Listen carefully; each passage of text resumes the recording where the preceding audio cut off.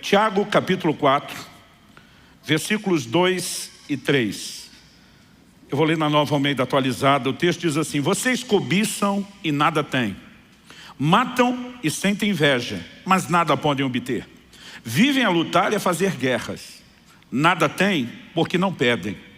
Pedem e não recebem, porque pedem mal, para esbanjarem em seus prazeres. Eu quero tomar essa declaração de Tiago e, a partir dela, desenvolver uma pergunta, ou na verdade, a preparação para uma resposta a uma pergunta importante. Pergunta que eu quero estabelecer como tema da minha mensagem hoje: por que orar?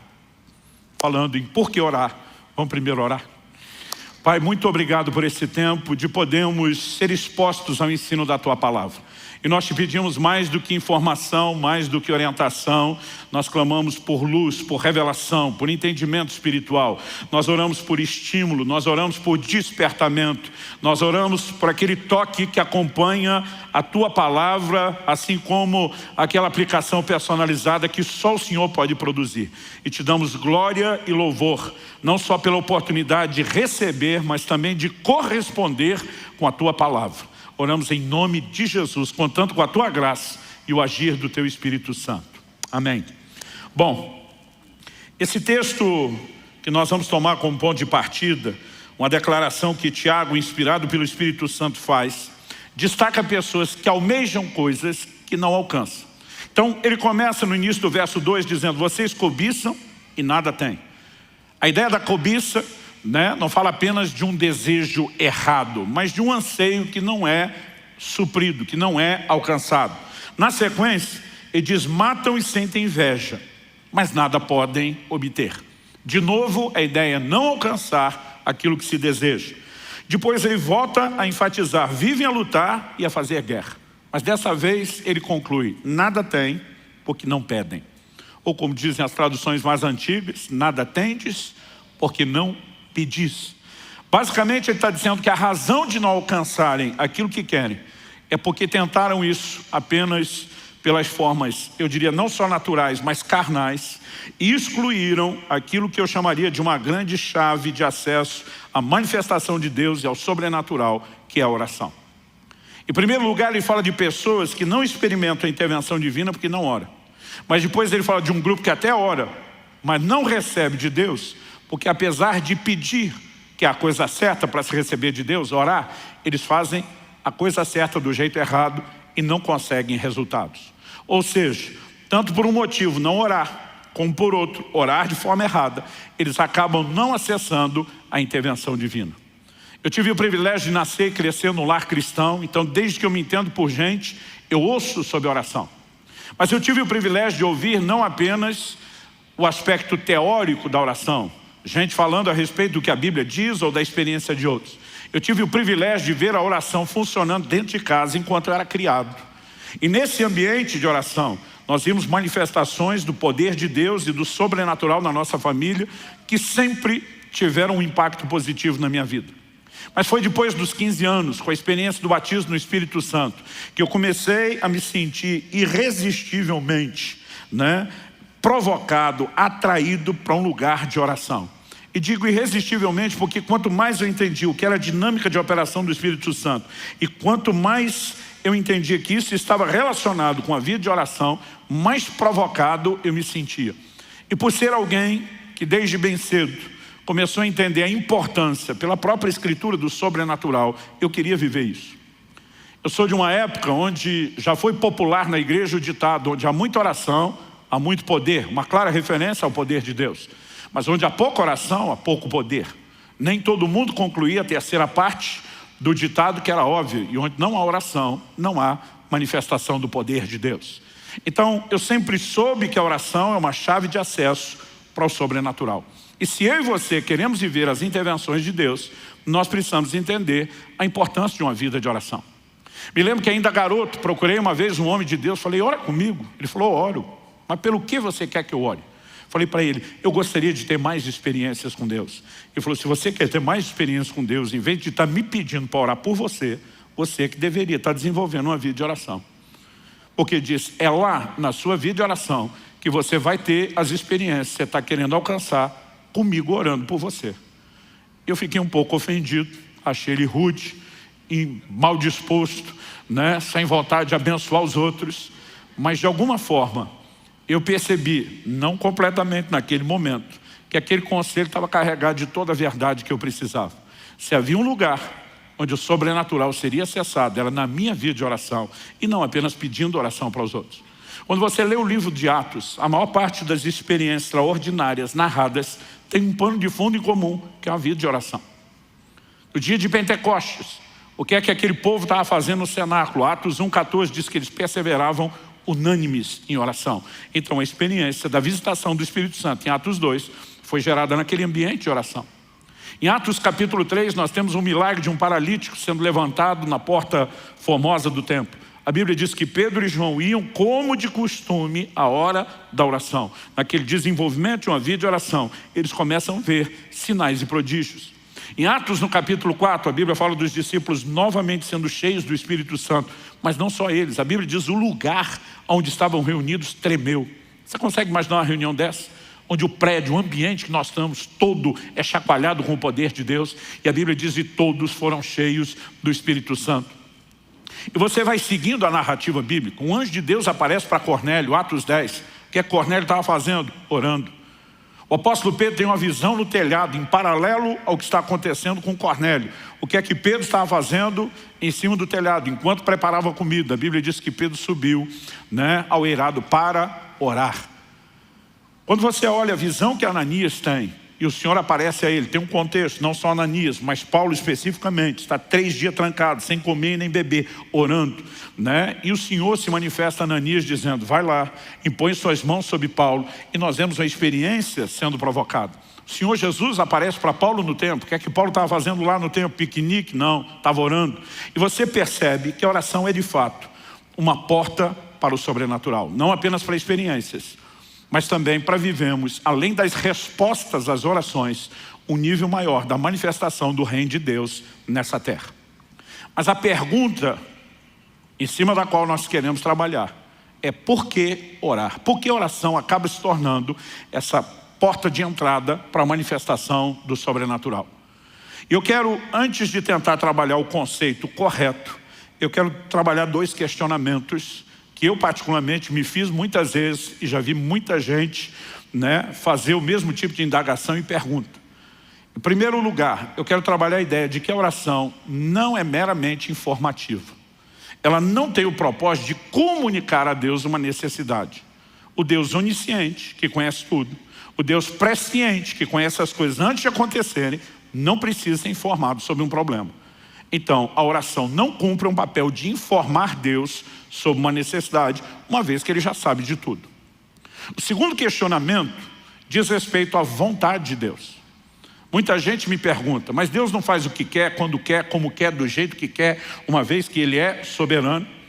Eu digo para as pessoas, não confunda soberania com unilateralidade. Deus não age sozinho. Ele chama o tempo todo o homem para um lugar de interação. E Ele só faz isso porque Ele quis. Ele decidiu ser soberano do jeito dele. De vez em quando eu vejo gente dizendo que se Deus depende do homem para fazer alguma coisa, Ele não é soberano. Eu digo, se Ele precisar estar reduzido ao seu conceito de soberania, é que Ele não é soberano. Ele é soberano do jeito que Ele quer. Se Ele decidiu agir assim, se Ele decidiu revelar na sua palavra que as coisas funcionam assim, elas são assim, ponto final. Mas estritamente, quando você pensa, se Deus faz o que quer, como quer, do jeito que quer, então por que nós vamos orar? Ele já vai fazer o que faria, independente de eu orar. Ele não vai fazer nada porque eu orei. Então por que Ele me mandaria? Não apenas deixaria a porta aberta, mas me mandaria orar para que Ele faça o que Ele já ia fazer, independente da minha oração? Se nós não entendemos essas questões, provavelmente a nossa vida de oração não vai ser provocada ao nível de resposta que eu e você precisamos que ela seja. Então, há algumas verdades nas quais eu quero trabalhar, e eu vou mexer primeiro nesses 2 conceitos, para só depois responder por que orar. Então, uma das coisas que eu e você precisamos levar em consideração é que o reino de Deus, como um todo, suas verdades, seus princípios, não deveriam sofrer o que muitas vezes nós fazemos, que é uma leitura emocional. Um dia eu perguntei para alguém, por que é que você ora a Deus? Ela falou, eu oro a Deus porque Deus pode fazer qualquer coisa. Eu falei, mas o fato dele poder não significa que ele vai fazer. Uma pessoa rica pode dar muito dinheiro para uma pessoa pobre, em necessidade. Mas o fato de que ele pode não significa que ele vá fazer, a menos que ele queira. Eu falei, então apenas acreditar que Deus pode não leva a mim e a você, provavelmente, a nenhum lugar prático, a menos que a gente entenda que Ele queira. Então a oração, ela precisa nos levar além do entendimento de que Deus pode agir. Nós precisamos compreender que o Deus que nos mandou orar tem prazer em responder orações e decidiu usar essa forma para que Ele pudesse se mover e realizar coisas extraordinárias na terra. Quando eu e você entendemos por que orar, nós vamos entender que Deus nos chamou a esse lugar de oração, porque nossas orações são parte fundamental do processo para que o sobrenatural se manifeste na terra. E aí nós começamos a entender que o Deus que nos chamou a orar não apenas pode, mas Ele quer responder, e isso já faz toda a diferença. Mas vamos, em parte, vamos construir isso, com uma coisa de cada vez. Eu disse antes que muitas vezes a nossa leitura é emocional. Outro dia eu falei para alguém, por que você está orando por algo? Ela falou, não, porque Deus sabe que eu preciso. Eu falei, mas se Ele já sabe, por que você está falando para Ele? Eu vi que a pessoa ficou quieta, ela falou, não pensei nisso antes. Ela falou, mas Ele me ama. Eu falei, mas Ele te ama antes de você orar. E se Ele não fez nada antes de você orar, por que você acha que Ele vai fazer depois? Mas eu estava tentando ajudar essa pessoa a pensar um pouquinho mais e sair fora só daquela esfera emocional. E eu tive que parar a conversa, porque em vez de ajudar a fé dela a crescer, eu vi que eu estava levando essa pessoa para o lugar de incredulidade. Eu falei, não estou falando dessas coisas como se eu não acreditasse. Eu acredito, eu tenho vivenciado isso. Só quero te ajudar a entender a mecânica, a dinâmica que está por trás da vida de oração. Então, algumas coisas que eu e você precisamos entender é que o reino de Deus, em tudo, na sua expressão, é baseado, é constituído de leis que o próprio Deus estabeleceu. Tratam-se de leis espirituais. Essas leis regem, assim como Deus criou leis físicas que regem a natureza. A lei da gravidade é uma delas. E mantém todas as coisas no seu devido funcionamento. O reino espiritual tem leis que o Criador estabeleceu. E nós precisamos entendê-las para que a gente possa se mover de forma adequada dentro do reino de Deus, não com mero conceito emocional, mas com consciência, com revelação bíblica. Então, a primeira questão é que nós precisamos jogar fora dessa equação a ideia de que oração é informativa. Eu lembro quando adolescente, vi um pastor pregando sobre oração e ele falou, você precisa argumentar com Deus a ponto de convencê-lo que você precisa de algo. Pensei, se eu tiver que convencer Deus, eu estou lascado. Falei, é uma disputa injusta. Ele já sabe o argumento que eu vou usar antes, você está preparado para tudo? Eu falei, quem que ganha uma discussão dessa? Quem que argumenta nesse nível? E eu percebi que embora a tentativa daquela pessoa fosse boa, a intenção fosse boa, muitas vezes algumas declarações que transformamos de uma forma absoluta, elas não são bem assim. Eu e você precisamos entender que o propósito da oração não é informar Deus. Jesus diz em Mateus capítulo 6, quando no Sermão do Monte está ensinando sobre oração, ele diz, versículos 7 e 8, e orando, não usem vãs repetições como os gentios, porque eles pensam que por muito falar serão ouvidos. Não sejam, portanto, como eles, porque o Pai de vocês sabe o que vocês precisam antes mesmo de pedirem. Ou seja, antes de você pedir, Deus já sabe o que você precisa. Então, na hora que você pedir, e Jesus não está dizendo para não pedir. Quando você olha o texto, ele está justamente dizendo, quando vocês orarem, orando, ou seja, é para orar, mas ele está dizendo, o propósito da oração não é informar Deus. Pastor, o senhor está dizendo que a gente não deveria repetir a oração? Não é isso que Jesus está falando. Ele está dizendo que nós não devemos usar de vãs repetições.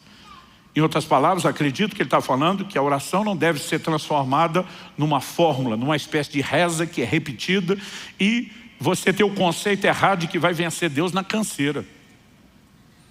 Alguns acham que por muito falar serão ouvidos. Já vi gente distorcer o que Jesus ensinou em Lucas 18. Quando ele conta uma parábola sobre uma viúva que é chamada de viúva importuna. Já vi gente dizendo, você tem que importunar Deus, incomodar Deus. E eu olho e digo, não foi isso que Jesus ensinou. Jesus fala de uma viúva que importunou um juiz iníquo. Esse juiz não é a figura de Deus. Ele não reflete o caráter de Deus. Ele é um homem ímpio, sem valores. Ele não estava nem aí para fazer justiça para aquela mulher. Mas ele cedeu pela importunação, porque foi incomodado. O que Jesus está fazendo não é a comparação desse juiz com Deus, é um contraste. Assim como no outro momento, em Mateus 7, Jesus disse: se vocês são maus, sabem dar boas dádivas aos vossos filhos, quanto mais o Pai Celestial não dará coisas boas àqueles que pediram. Quando Jesus diz quanto mais, ele está dizendo: vocês são ruins, maus, já atende bem os filhos. Imagina Deus que é bom. Não é mera comparação, é um contraste, é um destaque. Ele está dizendo que Deus está em outro patamar. Em outras palavras, Jesus está dizendo: ele não vai ser vencido pela importunação. O que você precisa entender é que há nele uma disposição de te atender e de fazer algo em seu favor. Quantos estão entendendo? Jesus não está falando contra a insistência da oração. Lucas 18:1, antes de falar da viúva importuna, registra o seguinte: Jesus lhes contou uma parábola para mostrar que deviam orar sempre e nunca desanimar. Essa insistência na oração já mostra que o propósito da oração não é informativo. Por que eu vou orar uma segunda vez se eu já informei a Deus na primeira? Então, obviamente, não se trata de informação. Quando nós tiramos isso da equação, ressalta-se novamente a pergunta: então por que orar? A oração tem outro motivo, tem outra razão de ser. Ah, pastor, mas a Bíblia usa aquela expressão sobre lembrar a Deus. Esse é um texto que você vai ver muito, em especial no contexto do Velho Testamento. Por exemplo, Isaías 62, 6 e 7, o próprio Deus falando: sobre as tuas muralhas, ó Jerusalém, pus guardas que jamais se calarão, nem de dia nem de noite. Vocês que farão com que o Senhor se lembre, não descansem, nem deem a ele descanso, até que restabeleça Jerusalém e a ponha por objeto de louvor na terra. É uma palavra do próprio Deus. As traduções mais antigas dizem: sobre os teus muros, ó Jerusalém, pus atalaias, sentinelas. Aqui a Bíblia está falando são guardas sobre as muralhas. Qual o propósito desses vigias? Insistir, noite e dia, fazer lembrado o Senhor, até que ele restaurasse a sorte de Jerusalém. Por quê? Porque Deus tinha promessas. Essa expressão de fazer lembrado não significa que Deus tenha problema de memória. Não significa que ele seja esquecido. Não significa que ele seja distraído. Embora muitas vezes a Bíblia use o que na teologia nós chamamos de antropomorfismo. Essa palavra grande, complicada, fala de Deus usando figuras que o homem necessita a fim de poder entender aquilo que ele não tem um outro paralelo para entender. Então, quando a Bíblia diz que os olhos do Senhor passam sobre a terra, não significa que os olhos dele necessariamente sejam como os meus e os seus. Quando a Bíblia fala da mão do Senhor, não significa que necessariamente Deus tem uma forma física humana como a nossa ou como a que Jesus assumiu. Também não estou negando isso, mas não significa que seja necessariamente assim. Muitas vezes essas palavras nos ajudam a entender paralelos espirituais para os quais não existiria uma outra forma de nos descreverem. Por exemplo, estava conversando essa semana no carro com a minha filha numa viagem. Eu falei: interessante a Bíblia dizer que no dia do tribunal do juízo vão se abrir os livros, porque todo o registro de antigamente, quando essas verdades foram escritas, era feito na forma de livros. Eu falei para minha filha: particularmente, imagino que se esses textos fossem escritos hoje, talvez falaria de um outro formato de registro digital. Falei para minha filha: imagino passar-se-ão os vídeos. Quando falei isso, minha filha ficou preocupada. Falou: pai, se for no formato de vídeo, só a gente vê ou todo mundo vê a vida da gente? Eu falei: você tem algo a temer? Ela falou: não, mas seria uma coisa muito estranha, a gente assistir a vídeo de todo mundo. Ela falou: é gente mais. Eu falei: tempo é o que não vai faltar na internet, na eternidade, E ela olhou para mim e falou: você está falando sério? Eu falei: não, estamos brincando, especulando. A Bíblia só fala dos livros, mas isso não significa que seja uma declaração absoluta, que seja a única forma de registro. Então, quando a Bíblia usa a expressão lembrar o Senhor, normalmente isso vem dentro de um contexto. Qual o contexto? Ou Deus fez uma promessa, e lembrar é dizer: o Senhor já assumiu um compromisso e revelou a sua vontade para ir em outra direção. Então Jerusalém estava vivendo um momento delicado e complicado, mas Deus estava dizendo: eu coloquei atalaias sobre os muros, intercessores, pessoas que vão clamar noite e dia até que Deus reestabeleça. E eles têm o propósito de estar lá declarando diante de Deus o que é que ele falou, o que é que ele prometeu, o que é que ele sinalizou querer fazer. Agora, se ele já prometeu, já sinalizou querer fazer, porque alguém tem que orar para que isso aconteça? É a grande pergunta. Mas já que eu toquei no assunto de lembrar, vamos falar de alguns textos bíblicos que mostram essa ideia de que não se trata de esquecimento divino, mas de um exemplo onde a oração apresentada visa reivindicar algo onde Deus já se comprometeu a fazer. Gênesis 19, 29, diz o seguinte: assim, quando destruiu as cidades da campina, está falando de Sodoma e Gomorra, Deus se lembrou de Abraão e tirou Ló do meio da destruição, quando subverteu as cidades em que Ló tinha morado. Quando a Bíblia diz Deus se lembrou de Abraão, não está falando de um problema de memória. Por quê? A destruição acontece na madrugada, quando o dia está para amanhecer. Antes do anoitecer, no dia anterior, Abraão está diante de Deus, intercedendo por Sodoma e Gomorra. O Senhor destruiria a cidade se houvesse nela tanto justo? Deus diz não. Abraão pensa, joguei alto. Aí diz, não se ire o Senhor se eu perguntar a segunda vez. E aí ele vai baixando o número. Segunda, terceira, quarta. E aonde ele chega, Deus diz, se houvesse tanto de justo, eu não destruo. Mas você percebe claramente que é um posicionamento de intercessão da parte de Abraão. No dia seguinte, mesmo não tendo aquela quantidade de justos, Deus pega a quantidade menor. Ló, além de justo, que o Novo Testamento chama assim, ela é da família de Abraão. E a Bíblia diz, Deus fez aquilo por Ló, porque lembrou de Abraão. Essa expressão lembrou, não é que da noite para o dia ele sofreu o esquecimento. A Bíblia apenas está vinculando a ação do dia seguinte ao posicionamento de oração do dia anterior. Quem está entendendo, diga amém. Êxodo capítulo 2, versos 24 e 25, quando fala da nação de Israel vivendo como escravos no Egito, a Bíblia diz, ouvindo Deus o seu gemido, lembrou-se da sua aliança com Abraão, com Isaac e com Jacó. E viu Deus os filhos de Israel e atentou para a sua condição.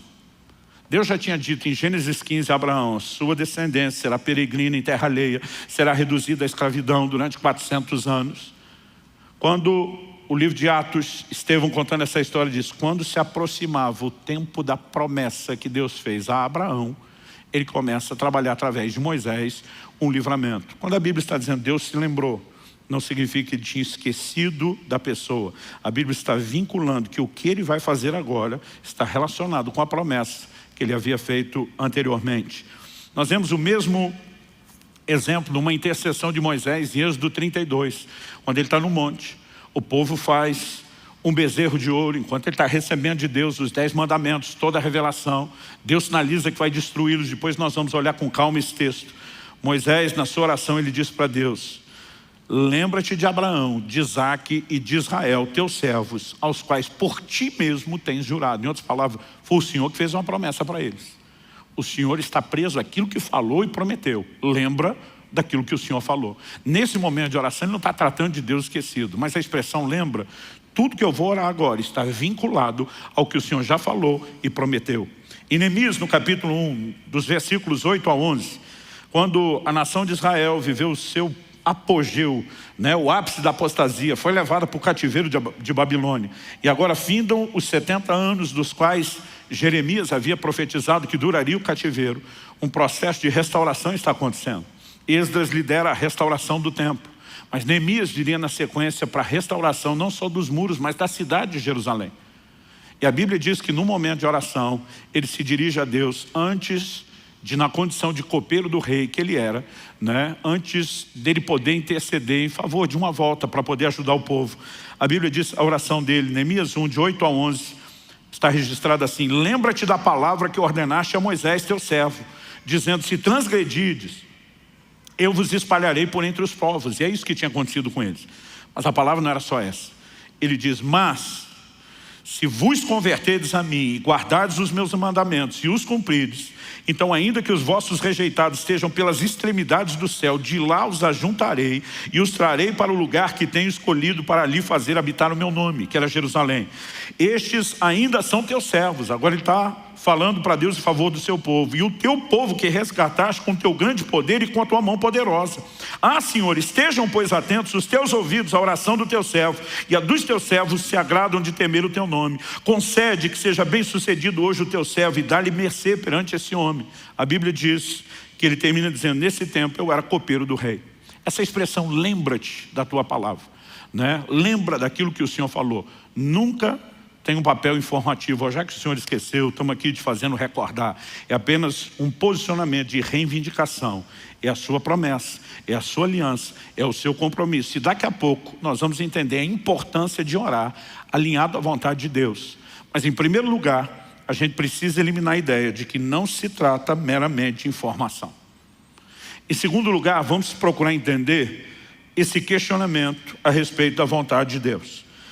Se Deus faz o que quer, quando quer, só do jeito que quer, como se Ele agisse de forma unilateral, qual o sentido de orar?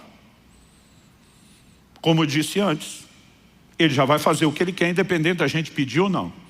E se a gente pedir alguma coisa que Ele não quer, Ele também não vai mudar o que quer porque a gente pediu. Então qual o sentido de orar? Não só qual é o sentido de orar, qual o sentido de Deus nos mandar orar? Será que isso tudo seria mera encenação? Será que Deus apenas olhou lá do céu e disse, esse povo não tem o que fazer, vamos deixar eles acreditar que eles influenciam alguma coisa, mesmo que isso não leve eles a lugar nenhum? Será que é assim que Deus agiria? Será que essa seria a dinâmica do seu caráter? Vamos iludi-los para alguma coisa que não produz resultado? Nós sabemos que isso não é verdade. Por quê? A Bíblia traz afirmações recorrentes de que Deus ouve o clamor dos homens. Ao que diz Josué, capítulo 10, versículo 14, quando se refere ao dia em que, naquela batalha para ajudar os gibeonitas contra os cananeus, a Bíblia diz que Josué orou e Deus faz parar o sol. O dia se estendeu para que eles tivessem mais luz natural para poder vencer e exterminar completamente o inimigo. Olha o que a Bíblia diz, Josué 10, 14.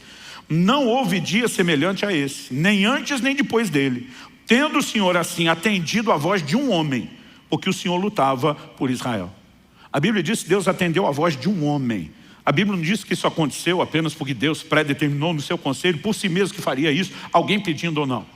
Aliás, essa palavra traduzida, atendeu. E eu particularmente acredito que atendeu é a melhor opção de tradução no contexto.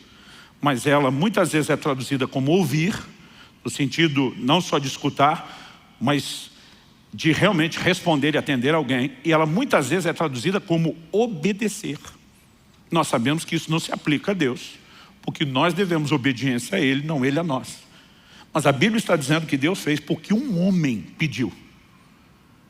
E eu não sei você, mas eu fico empolgado com essa ideia de que de alguma forma a nossa voz possa ser ouvida. É lógico que Josué está orando dentro do escopo da vontade revelada de Deus. Deus disse, vocês vão avançar, vocês vão conquistar a terra, nenhum inimigo vai resisti-lo durante todos os seus dias, eu vou lutar por vocês. Então ele se posiciona e diz, está do nosso lado, precisamos de mais luz do dia. Não queremos que o Senhor lute em nosso lugar, mas já que o Senhor luta por nós conosco, nos dê mais luz, nos deixe exterminar todo mundo. E um milagre sem precedentes aconteceu. A Bíblia diz, não houve dia como esse, nem antes nem depois. Deus atendendo a voz de um homem. Então algo que eu e você precisamos questionar é onde é que fica a vontade de Deus quando estamos falando sobre oração. No Salmo 6, 9, eu estou escolhendo um de muitas menções nos Salmos, Davi diz, o Senhor ouviu a minha súplica. O Senhor acolhe a minha oração. Ou seja, ele não está falando de Deus fazer apenas algo que quis, mas está falando de Deus literalmente atender aquilo que ele clamou a Deus para que Deus fizesse. No Evangelho de João, nós temos algumas declarações que também não podem ser ignoradas. João capítulo 14, versículo 13, Jesus diz, e tudo o que vocês pedirem em meu nome, isso farei, a fim de que o Pai seja glorificado no Filho. Se me pedirem alguma coisa em meu nome, eu o farei. Eu não sei você, mas eu fico empolgadíssimo com declarações como essa. Ao olhar para as declarações da palavra de Deus, no mesmo Evangelho de João, nós vemos outras afirmações, como por exemplo, João 16, 23 e 24, Jesus diz, naquele dia vocês não me perguntarão nada. Em verdade lhes digo, se pedirem ao Pai alguma coisa em meu nome, Ele lhes concederá. Até agora vocês não pediram nada em meu nome, peçam e receberão, para que a alegria de vocês seja completa. Ele não está falando mero e simplesmente de Deus fazer apenas o que quer. Mas ele está sinalizando que eu e você podemos alcançar de Deus algumas coisas que nós queremos, porque nos posicionamos para pedir. E Tiago diz, alguns não estão alcançando, é porque não pedem. Outros até estão pedindo, mas não chegam lá, porque pedem mal. Estão fazendo a coisa certa do jeito errado. Mas o que a Bíblia está mostrando é que se eu e você fizermos a coisa certa do jeito certo, nós podemos ver a ação de Deus e o sobrenatural invadindo as nossas vidas. Quem está entendendo, diga amém. No entanto, não podemos negar que há uma relação muito forte na Escritura entre oração e a vontade de Deus. É inegável, não dá para desvincular essas duas coisas. Por exemplo, em Mateus no capítulo 6, no versículo 10, na oração do Pai Nosso, Jesus está nos ensinando não uma reza, mas um modelo de oração. Ele nos ensina a dizer: venha o teu reino, seja feita a tua vontade. Pergunta: se a vontade de Deus se estabelece na terra sem oração, por que é que Ele mandou a gente orar para a vontade dele ser feita? Nós estamos falando de uma simples encenação? Ou existe alguma relação entre orar e a vontade de Deus poder ser executada, poder se manifestar? Eu particularmente acredito na segunda opção e não na primeira. Uma outra coisa que nós não podemos deixar fora da equação é que orar alinhado com a vontade de Deus é garantia de resposta. 1 de João, capítulo 5, versículos 14 e 15 diz o seguinte: essa é a confiança que temos para com Ele, que se pedimos alguma coisa segundo a sua vontade, Ele nos ouve. E se sabemos que Ele nos ouve quanto ao que lhe pedimos, estamos certos de que obtemos os pedidos que lhe temos feito. Então ele diz: se oramos segundo a sua vontade, somos ouvidos. Se somos ouvidos, certeza que vamos alcançar o que é que nós estamos pedindo. Então a oração que é feita segundo a vontade de Deus é um tiro certeiro. Pastor, como podemos saber a vontade de Deus ao orarmos? Em primeiro lugar, o que Deus já revelou na Escritura, o que Deus já revelou na palavra. Em segundo lugar, eu e você podemos lidar com questões que são de ordem personalizada. Não são detalhes que estão nas Escrituras. Quando Kelly estava grávida do Israel, nosso primeiro filho, estava se aproximando a hora do parto. Me lembro de um dia que eu estava no meu momento devocional, de oração com Deus. O Espírito Santo falou comigo: ore e jejue, porque você vai enfrentar uma grande batalha na hora do parto do seu filho. A partir daquele momento, durante 6 dias, eu não comi absolutamente nada. Eu fiquei em oração e intercessão contínua, até que no 6º dia me veio o que eu chamo de um testemunho de vitória. Alguns dos crentes mais antigos, em especial do meio pentecostal, usavam uma expressão que é: nós vamos orar até chegar lá. O que é o chegar lá? É aquela sensação: alcancei, conquistei algo, né? E quando me veio aquele testemunho interior, foi quando eu parei de orar e voltei a comer.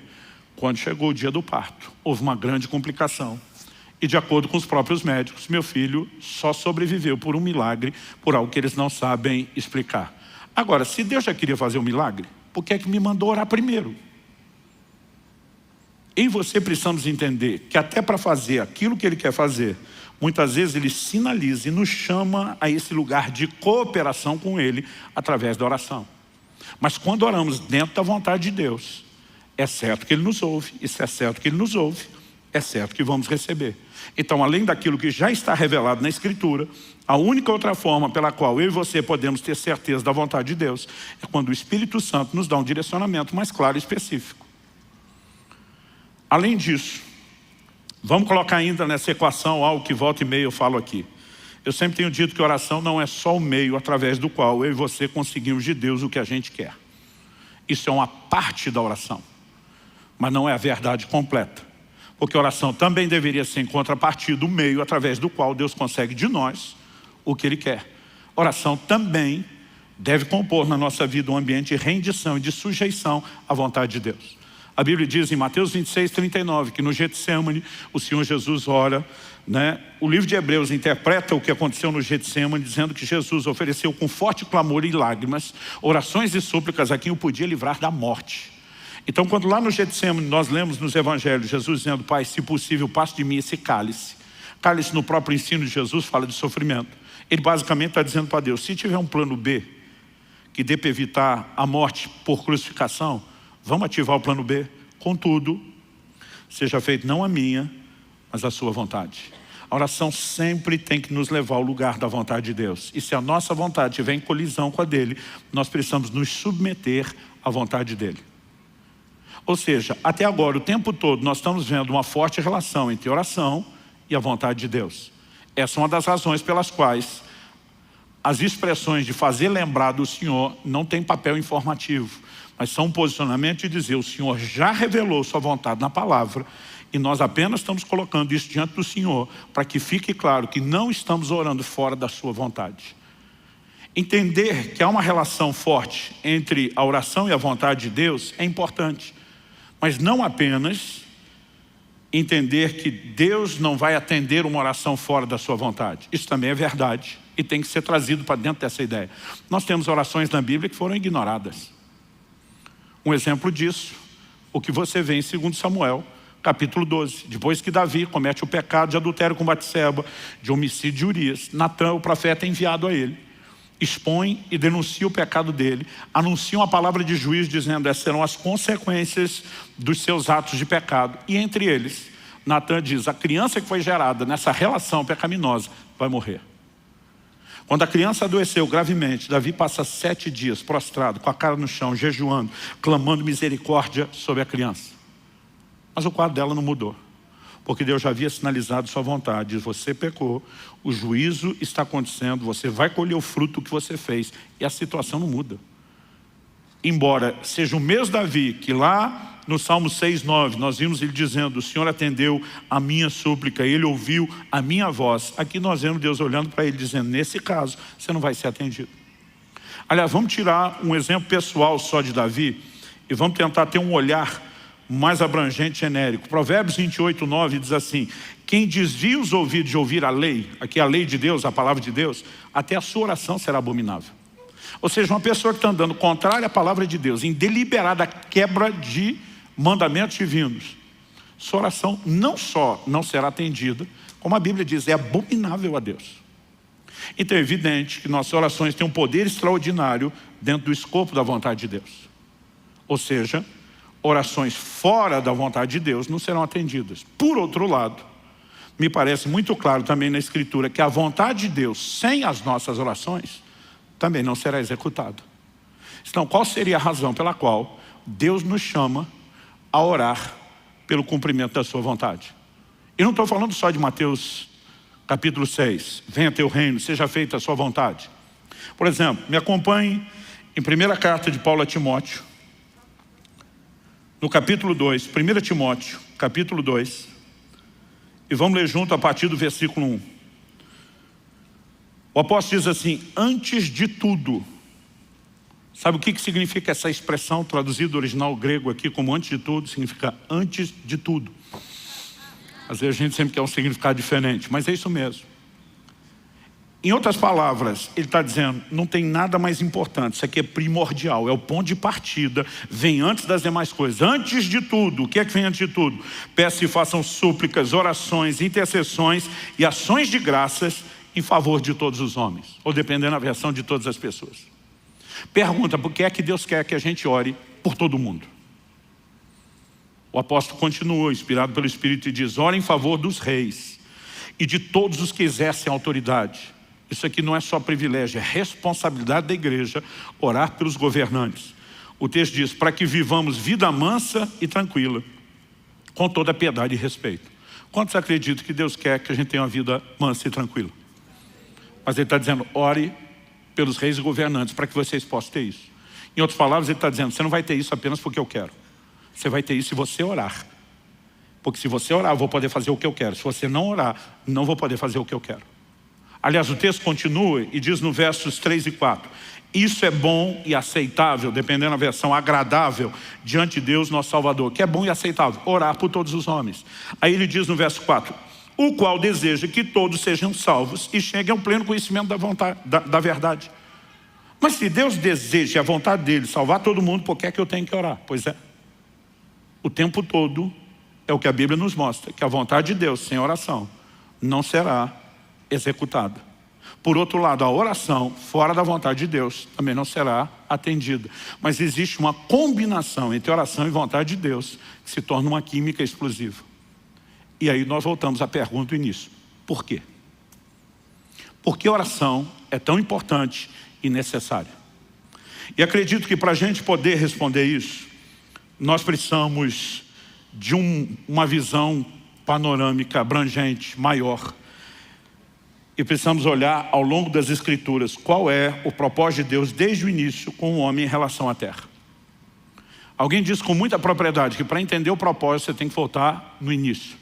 Quando questionaram Jesus a respeito de divórcio e casamento, Jesus disse: nunca lestes que desde o princípio Deus os fez homem e mulher, e disse: deixará o homem seu pai e sua mãe, né? Se unirá a sua esposa, os dois terão a sua carne. Jesus vai lá no primeiro casal para estabelecer o padrão e o propósito de Deus para o casamento. Porque voltar à origem muitas vezes nos ajuda a entender o propósito. E quando falamos a respeito disso, quando você olha para a criação, lá em Gênesis, no capítulo 1, qual foi a declaração de Deus a respeito do homem? Ele diz em Gênesis 1, 26, Deus disse: façamos o ser humano a nossa imagem, conforme a nossa semelhança. Tenha ele domínio. Deus depois, o verso 27 diz assim: Deus criou o ser humano, a sua imagem, a imagem de Deus o criou, homem e mulher os criou. O verso 28 diz: Deus os abençoou e lhes disse: sejam fecundos, multipliquem-se, encham a terra e sujeitem-na. Aqui ele está falando da terra. Daí ele diz: tenham domínio sobre os peixes do mar, sobre as aves do céu e sobre todo animal que rasteja sobre a terra. Como é que a Bíblia se refere a esse mesmo episódio? No Salmo 8, dos versos 4 ao 8, a Bíblia diz: que é o homem para que dele te lembres, e o filho do homem para que o visites? Fizeste-o, no entanto, por um pouco menor do que Deus. De glória e de honra o coroaste. Deste-lhe domínio sobre as obras da tua mão, e sob seus pés tudo lhe puseste. Aí ele afirma nos versos 7 e 8: ovelhas, bois, todos, também os animais do campo, as aves do céu, os peixes do mar e tudo que percorre as veredas dos mares. Deus não estava dando domínio só sobre os animais, sobre toda a terra, sobre toda a criação, sobre tudo que Deus fez. O homem é chamado de a coroa da criação, não apenas porque é feito no final, mas a Bíblia diz: Deus o coroa de glória e de honra. Ele foi feito um pouco menor do que Deus, a imagem e semelhança de Deus. E aí Deus diz: tudo isso que eu criei, estou entregando a você. Você sujeita, você governa. Eu diria que a razão pela qual eu e você precisamos orar é uma questão de legalidade. Eu diria que é uma questão de jurisdição. Deus, ao criar o ser humano, diz: toda a terra criada está entregue ao seu governo e à sua autoridade. Você manda nisso aqui. E basicamente o próprio Deus que empoderou o homem para governar sobre a terra diz: para que eu possa agir, eu não passo por cima da autoridade que eu lhe concedi. Você precisa me solicitar formalmente para que eu possa interferir. O Salmo 115, 16 resume isso dizendo: os céus são os céus do Senhor, mas a terra Deus a deu aos filhos dos homens. Por que é que Jesus nos ensina a orar dizendo: venha o teu reino, seja feita a tua vontade aqui na terra como é feita nos céus? Porque na jurisdição dele, a vontade dele se estabelece sem restrição. Mas para que ela possa se estabelecer aqui, eu e você temos que clamar. Essa é a razão pela qual a vontade de Deus sem oração não se cumpre, e também pela qual a oração fora da vontade de Deus não atrai a intervenção dele. Mas é a razão pela qual a combinação das duas coisas é uma química explosiva. Quem está entendendo, diga amém. O que eu e você precisamos entender, que inclusive ratifica a autoridade que Deus deu ao homem. Outro dia alguém me perguntou: pastor, mas se o que o senhor está falando não fosse verdade, que o homem tem autoridade sobre a terra e Deus não quer passar por cima e ele espera uma solicitação, como é que ficam as declarações de que a Bíblia diz que do Senhor é a terra e a sua plenitude? Deus não transferiu a posse do que lhe pertence. Deus lhe transferiu a autoridade de governo por tempo determinado. Mas até que o prazo de arrendamento encerre, ainda que tudo pertença a Deus, a autoridade foi dada ao homem. Aí alguém me disse: ok, mas então o diabo também não poderia agir na terra, e parece que ele está meio solto. Eu falei: ele está. Diferente de Deus, ele está. E alguém me perguntou por quê? Eu falei: vamos para a tentação de Jesus no deserto. Lucas 4, versos 5 e 6. A Bíblia diz que Jesus, quando está sendo tentado pelo diabo, num dos momentos, o diabo lhe mostrou todos os reinos, as glórias do mundo, e diz para Jesus: tudo isso te darei, se prostrado me adorares. O diabo diz assim para Jesus: porque me foi entregue, e eu dou a quem eu quiser. Jesus não olha para o diabo e diz: mentiroso, nada disso é teu. Até porque se fosse mentira, não seria uma tentação. Jesus nem questiona o que o diabo está dizendo, se ele tem o poder de entregar ou não. Ele apenas diz: está escrito, ao Senhor teu Deus adorarás, e só Ele servirás. E Jesus sabia muito bem que ele veio para tomar tudo aquilo de volta como Redentor, sem precisar se curvar diante do diabo, sabendo que quem vai se curvar diante dele é o próprio Satanás. Mas tirando o mérito do que faria, nós precisamos entender. Agora, se o diabo está dizendo, me foi entregue, eu dou a quem quiser, a pergunta é quem entregou? Foi Deus? Não. Deus entregou tudo isso na mão do homem. Quem que pôs na mão de Satanás? O homem. 2 de Pedro 2,19 diz que quem é vencido em algo se torna escravo daquele que o vence. Quando o homem peca, tudo aquilo que Deus lhe confiou, toda a sua autoridade, automaticamente é transferida. Ainda que Jesus tenha vindo para resgatar, e a obra da redenção não se limita aos homens, envolve toda a terra e toda a criação, porque tudo foi afetado com o pecado. Ainda que Jesus tenha vindo para restaurar a autoridade do homem, nós voltamos a uma posição semelhante ao que era antes da queda. O homem tem autoridade e ele precisa reivindicar uma intervenção dos céus para que os céus possam entrar no lugar da jurisdição ou da legalidade humana. Ou seja, nós não estamos de forma alguma limitando o poder de Deus. Deus, por razões que pertencem a Ele, escolheu que as coisas funcionariam assim, revelou na sua palavra que esse é o formato. Então volto naquele questionamento do início. Alguns de vez em quando me perguntam, e a soberania de Deus, onde fica? Eu falei, fica com Ele. Ele continua sendo soberano. Ele que decidiu agir assim, não foi a gente que convenceu Ele. Nós não iludimos Ele para participar do processo e conseguimos fazer Ele acreditar como se Ele não fosse soberano. Ele, o Criador, Senhor de todas as coisas, decidiu e revelou isso na sua palavra. Ponto final. A pergunta é, o que é que eu e você vamos fazer com a autoridade que nos foi dada, com a autoridade que nos foi entregue? A Bíblia está dizendo, alguns não têm porque não pedem. Os céus não vão se mover em favor de quem não pede. Pastor, então qualquer um que pedir vai receber? Também não. Porque Tiago diz que alguns pedem, não recebem porque pedem mal. Qual a definição de pedir mal? Em primeiro lugar, ele fala de alguns que querem apenas esbanjar nos seus próprios deleites. Ou seja, eles não estão sintonizados com a vontade de Deus. E não é porque para Deus agir na terra, ele precisa da solicitação do homem, que o homem aqui na terra manda Deus fazer o que ele quer e não o que Deus quer. Então nós precisamos entender esse outro lado. Segundo, uma das definições de uma oração bem-sucedida está lá em Tiago capítulo 1. Ele começa falando de sabedoria e termina falando de toda e qualquer outra coisa. Ele diz, tem algum de vós falta de sabedoria? Tiago 1,5. Peça a Deus que a todos dá liberalmente. Eu amo essa frase. Deus dá de forma generosa, liberal. Mas ele diz, peça porém com fé, não duvidando. Ele diz, porque o que duvida é semelhante à onda do mar que é levada e agitada pelo vento. Ele diz, não pense tal homem, o que duvida, que receberá do Senhor coisa alguma. Então aqui nós temos um outro elemento. Se qualquer petição funcionasse, todo mundo estava sendo atendido em toda e qualquer coisa. Mas porque a oração ela precisa não só estar alinhada à vontade de Deus, mas ser feita com fé, é que muita gente no processo acaba tendo orações sem resultado, sem nenhuma efetividade. Porque a necessidade de fé, Deus determinou, o justo viverá da sua fé. Tudo que eu e você vamos receber de Deus estão nos depósitos da graça. Como que a graça é acessada? Romanos 5,2 diz, pela fé nós temos acesso à graça. Então eu e você precisamos entender a importância da fé.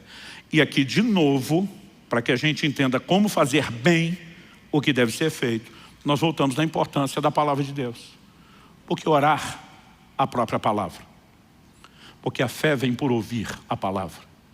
A palavra de Deus não sinaliza só a vontade de Deus e o que Ele quer fazer, mas a revelação da sua vontade nos inspira fé, nos inspira confiança e a convicção de que Ele fará aquilo que Ele já disse que faria. Então nós nos posicionamos em cima da palavra.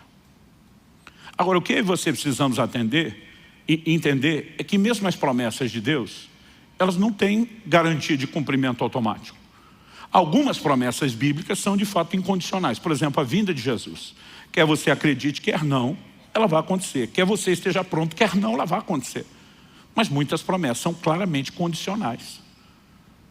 Hebreus capítulo 6, versículo 12, diz que eu e você temos que nos tornar imitadores daqueles que pela fé e perseverança herdam as promessas. Ou seja, sem fé ninguém vai herdar a promessa. Em 1 Timóteo 1,18, Nós vemos Paulo declarando a Timóteo: de acordo com as profecias que foram ditas a teu respeito, combate firmado nelas o bom combate. Ou seja, se o que Deus falou vai se cumprir automaticamente, por que é que eu tenho que lutar por isso? Mas aí eu e você precisamos entender que uma das razões é que o nosso posicionamento de fé vai nos levar a experimentar a intervenção divina. Quem está entendendo, diga amém. Com isso em mente, eu queria que a gente fosse lá para Êxodo capítulo 32. Êxodo capítulo 32, eu quero ler do versículo 7 ao 14. Eu só citei esse texto antes e agora nós vamos ler junto. Quando Moisés sobe o Sinai, passa 40 dias diante do Senhor, sem comer nem beber, envolvido na nuvem da glória de Deus, recebendo de Deus os mandamentos. No final desse período, a Bíblia diz: então o Senhor disse a Moisés: vá, desça, porque o seu povo, o povo que você tirou do Egito, se corrompeu e depressa se desviou do caminho que eu lhe havia ordenado. Fez para si um bezerro de metal fundido, o adorou e lhe ofereceu sacrifício, dizendo: são estes, ó Israel, os seus deuses, que tiraram você da terra do Egito. O Senhor disse ainda a Moisés: tenho visto esse povo, e eis que é povo teimoso. Agora, pois, deixe-me, para que se acenda contra eles o meu furor, e eu os consuma, e de você farei uma grande nação. Em primeiro lugar, vamos entender, antes de continuar a ler aqui do 11 ao 14, algumas verdades. Uma coisa que precisa ser separada na Bíblia, quando falamos do plano e do propósito de Deus, é o individual do coletivo. São duas coisas bem distintas. Por exemplo, quando a Bíblia fala sobre a linhagem de Abraão, a nação de Israel, dentro do plano e do propósito de Deus, a Bíblia diz que os dons e a vocação de Deus são irrevogáveis. O que Ele prometeu para a nação, para a linhagem de Abraão, vai se cumprir. Ao longo do processo, nós vemos gerações dessa linhagem que falhou e que Deus simplesmente rejeitou. Não significa que Ele descartou o propósito coletivo, mas quando indivíduos falham, eles são trocados. A razão pela qual Saul foi substituído por Davi é porque, como indivíduo, Saul falhou e o plano coletivo de Deus para a nação não poderia falhar. Essa talvez seja a mensagem principal de Esther 4,14. Quando Mardoqueu, seu tio, manda a ela um recado. Foi solicitado a ela que intercedesse pela sua nação, pela sua linhagem, diante do rei. E ela disse: se eu entrar sem ser chamada, eu posso ser punida com a morte. Mardoqueu manda o seguinte recado para ela: se de todo te calares agora, de outra parte se levantará socorro e livramento a Israel. Ele diz: mas quem sabe, se não foi para um tempo como esse que chegasse a ser rainha. Em outras palavras, ele está dizendo: filha, você acha mesmo que ganhou esse concurso de beleza e está no lugar que está, sem nenhum plano ou propósito de Deus? Será que não foi justamente para uma hora como essa, de necessidade do reino, que Deus te plantou e estabeleceu aí?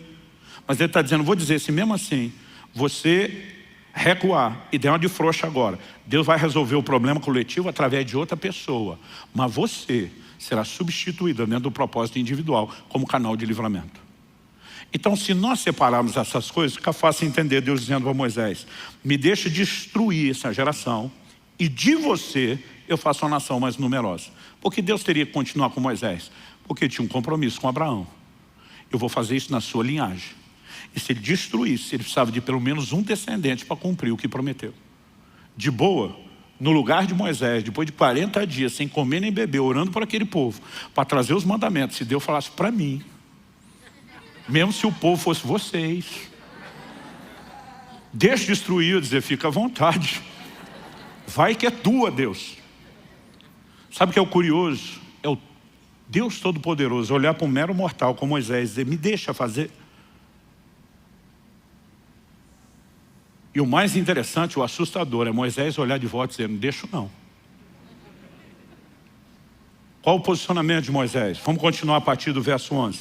Porém Moisés suplicou ao Senhor seu Deus, dizendo: ó Senhor, por que acende a tua ira contra o teu povo, que tiraste da terra do Egito com grande poder e forte mão? Deixa eu fazer uma pausa aqui. Você viu como a conversa começa? Começa Deus dizendo para Moisés: o teu povo, que você tirou do Egito. Moisés diz: por que é que o Senhor está incomodado com o teu povo?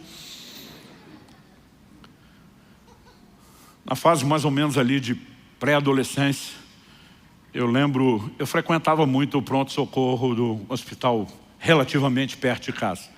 Só na fase de pré-adolescência foram 14 vezes.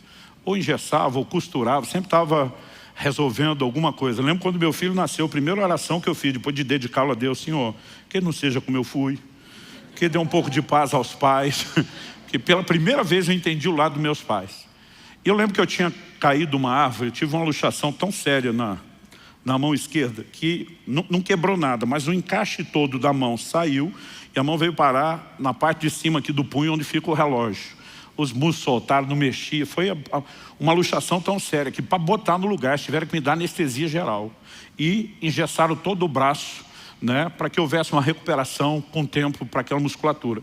Eu de braço engessado, no dia seguinte já estava na rua brincando. E tinha um terreno baldio do lado de casa. E para encurtar a história só, em algum momento no meio do mato, eu não tinha noção daquilo, me joguei para o meio do mato e tinha um garrafão de vinho quebrado que alguém jogou. E eu caí em cima daquilo. E aquilo pegou meu joelho direito um tempão, achava que era o esquerdo. Um dia dele fui olhar a cicatriz, falei, errei o lado, né? Ou ela mudou de lado algum dia desse enquanto eu dormia. Eu estou mais propenso a pensar que foi a primeira. Mas, gente, eu rasguei o joelho assim de aparecer os ligamentos. Foi um negócio assim feio. Eu lembro que eu voltei para casa de braço gestado, arrastando a perna, aquilo sangrando. Gente, eu não vou esquecer esse dia. Primeiro, meu pai olhou para mim e disse assim, não abra a boca. Ele pegou um vidro de mertiolate. Então eu lembro que mertiolate antigamente não era mertiolate de hoje. Ou a gente que era mole ou mertiolate que era pior. Ele virou o vidro inteiro. E ele disse, não abra a sua boca. E eu só mordendo os lábios. Aí começa a discussão entre meu pai e minha mãe. Meu pai disse, hoje quem leva esse menino no pronto-socorro é você, que o filho é seu. Ela disse, não, o filho é seu. Aquele dia eu não era filho de ninguém. Meu pai dizia, eu não aguento mais chegar lá e os médicos chamaram ele pelo nome. Eu, Luciano, você de novo.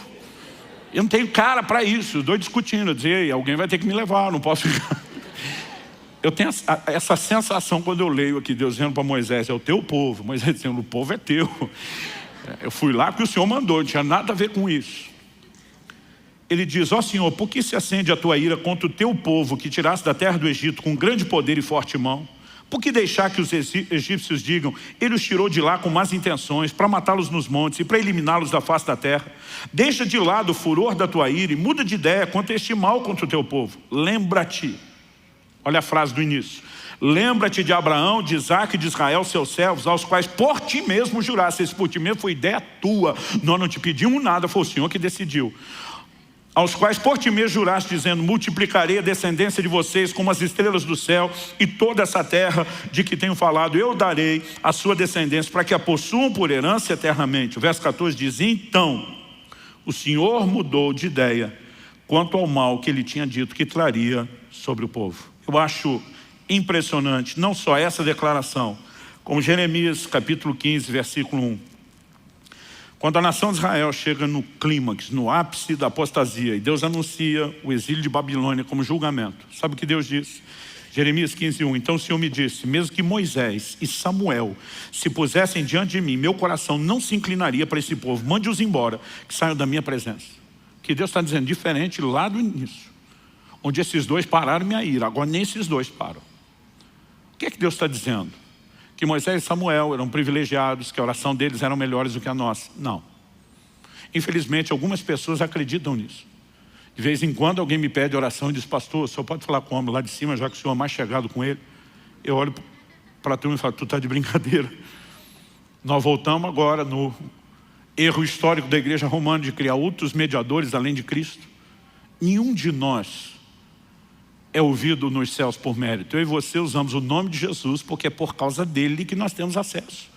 É pelo sangue de Jesus que eu e você podemos entrar no Santo dos Santos. É por isso que nós usamos o nome dele, o que ele fez por nós, ponto final.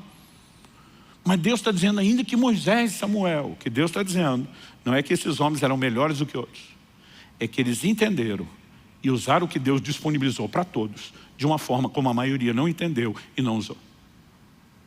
Então, Deus está dizendo, o assunto agora é tão sério que nesses dois que me pararam outras vezes, conseguiram parar o juízo que foi determinado sobre essa geração. O que Deus está dizendo, esses dois entenderam, exerceram uma prática a respeito da oração. E se você não lembra muito da história de Samuel, quando Saul ungido rei, que o regime teocrático termina e agora a monarquia começa, ele se posiciona diante do povo e diz, eu não cometeria o pecado, de deixar de orar por vocês. Pensa no intercessor que deu curso àquela nação. Deus está dizendo, nesses camaradas experimentados na oração mudaria isso. Ele não está dizendo que a oração de uns é melhor do que a de outros, mas que alguns entenderam e praticaram isso de uma forma diferenciada. E eu e você podemos entrar num lugar de compreensão e cooperação com Deus diferenciado quando o assunto é oração. Quem está entendendo, diga amém. Para terminar, abra comigo em Daniel, capítulo 10.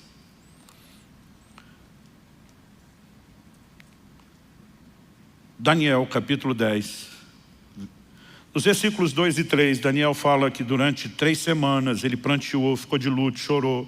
No verso 3 ele diz, não comi nada que fosse saboroso, não provei carne nem vinho, não me ungi com óleo algum, até que passaram as 3 semanas. Esse foi o tempo de jejum e de oração. No final delas, um anjo de Deus apareceu para Daniel. No verso 12, Daniel explica e diz, então ele, aqui ele é uma referência ao anjo. Então ele me disse, não tenha medo, Daniel, porque as suas palavras foram ouvidas desde o primeiro dia em que você dispôs o coração a compreender e a se humilhar na presença do seu Deus. Foi por causa dessas suas palavras, do primeiro dia, que eu vim. Eu não sei o que passou na cabeça de Daniel, porque a Bíblia não diz, mas eu teria talvez perguntado, se me ouviu desde o primeiro dia, porque só chegou depois de 3 semanas. A verdade é que o anjo antecipou a resposta. Ele diz no verso 13, mas o príncipe da Pérsia, ou do reino da Pérsia, me resistiu durante 21 dias. Ele está dizendo, levou 3 semanas para eu chegar, apesar de eu ter saído no primeiro dia. Porque houve resistência, eu fui resistido. Por quem? Pelo príncipe da Pérsia. Ele não está falando de um príncipe humano. Nenhum homem poderia parar um anjo. O poder e a força de um anjo, revelado na Bíblia, é incomparável. Nenhum homem poderia pará-lo. Mas Efésios capítulo 6, verso 12, diz que diferente de Israel do Velho Testamento, nós, o Israel de Deus hoje, a Bíblia diz, nossa luta não é contra a carne e o sangue. Nós não batalhamos fisicamente. A Bíblia diz, nossa luta é contra principados, potestades, dominadores, dependendo da versão, as hostes espirituais da maldade. Há toda uma hierarquia no plano espiritual. E nós vemos que os demônios também têm questões territoriais e que existem príncipes, por isso são chamados de principados sobre nações. Quem era a Pérsia? A Pérsia, junto com a Média, havia acabado de assumir o lugar de Babilônia e estava exercendo o controle do mundo dos seus dias.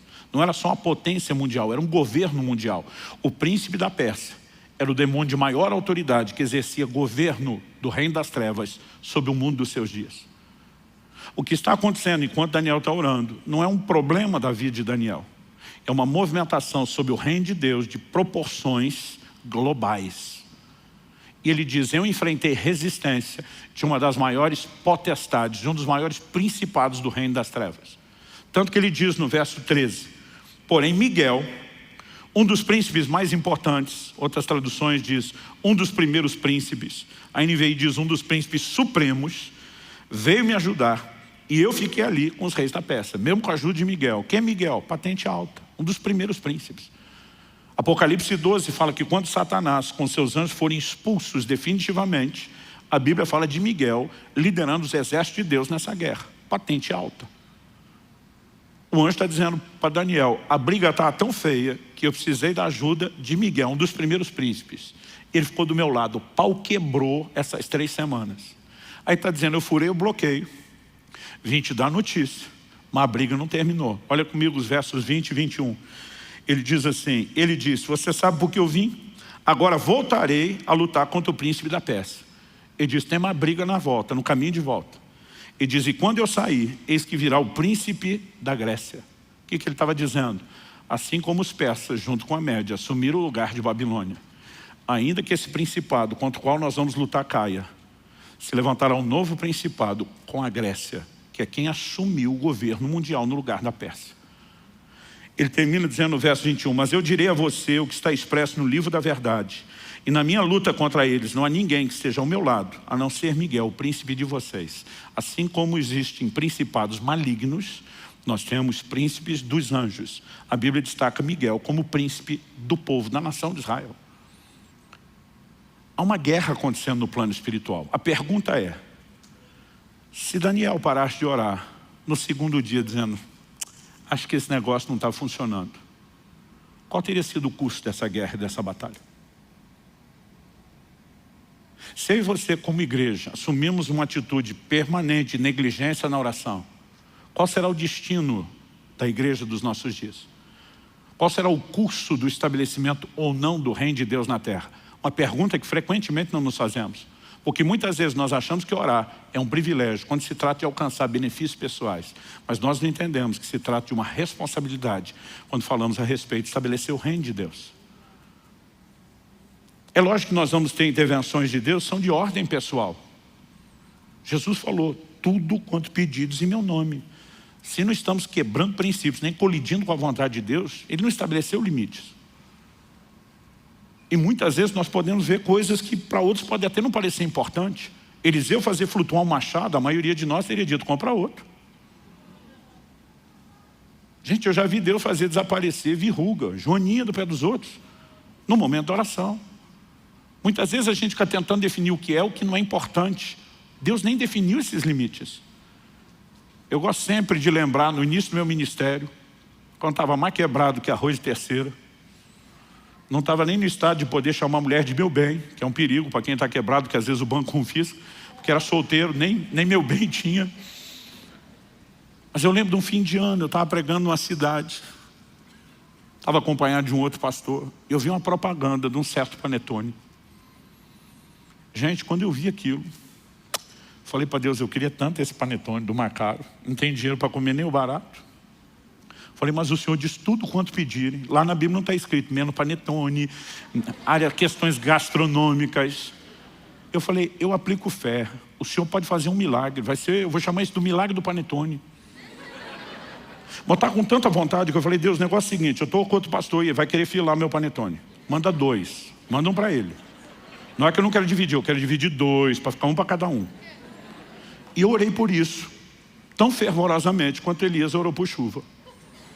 Não sei se me dobrei 7 vezes, mas botei toda a fé do meu coração.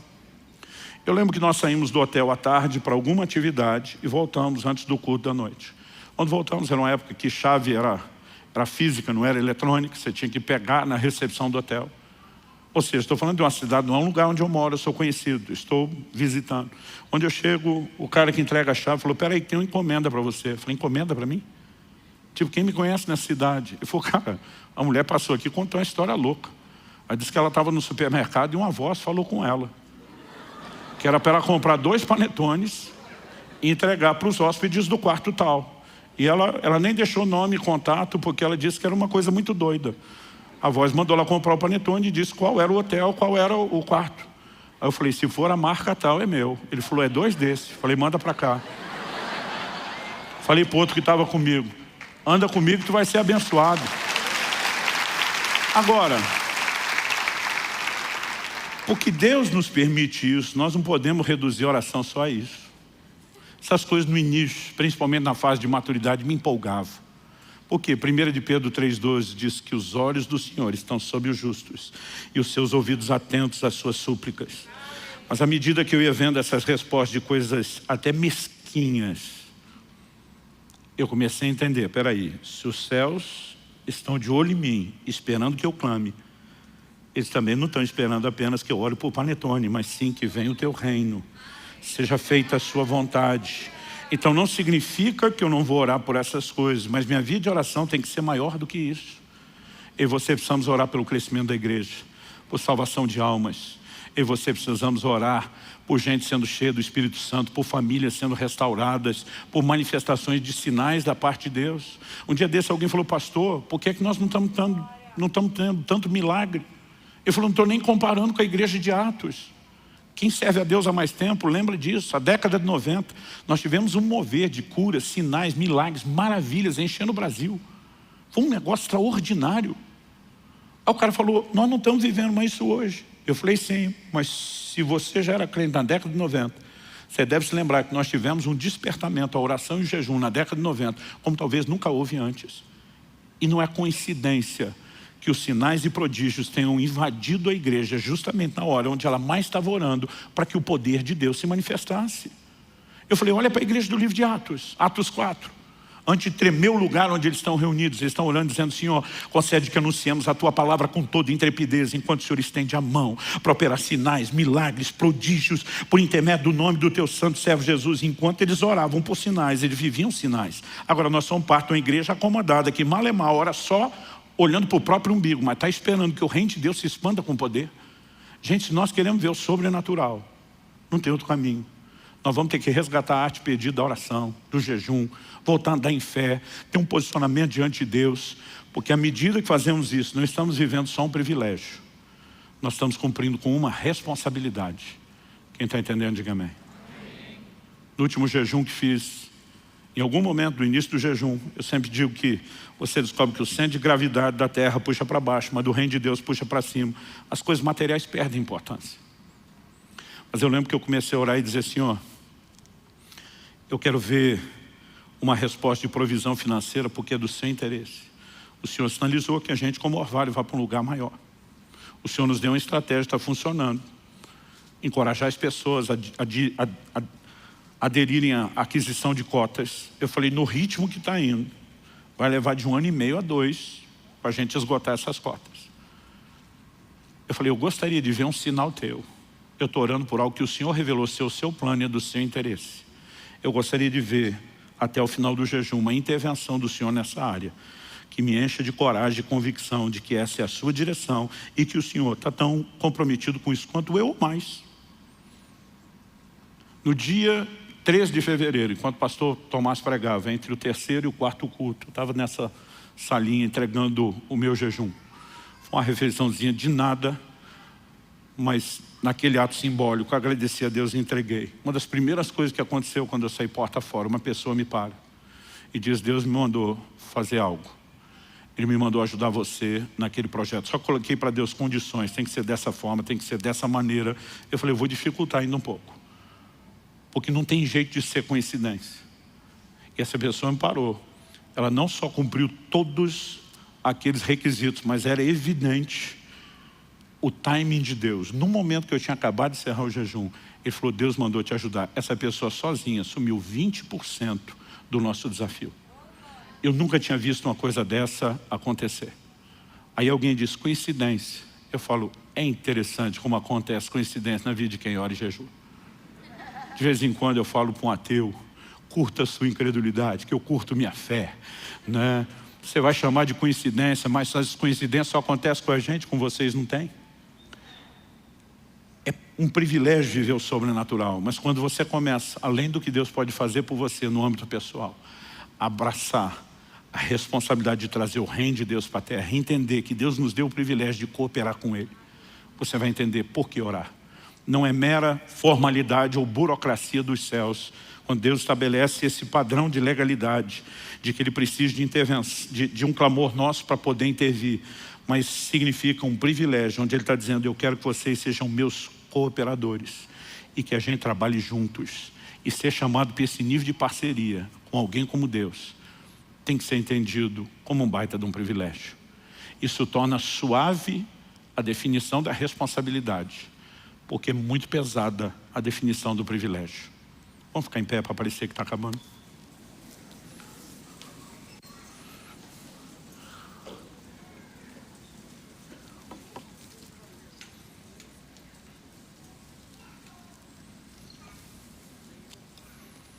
Esqueceram de me avisar que era para terminar antes.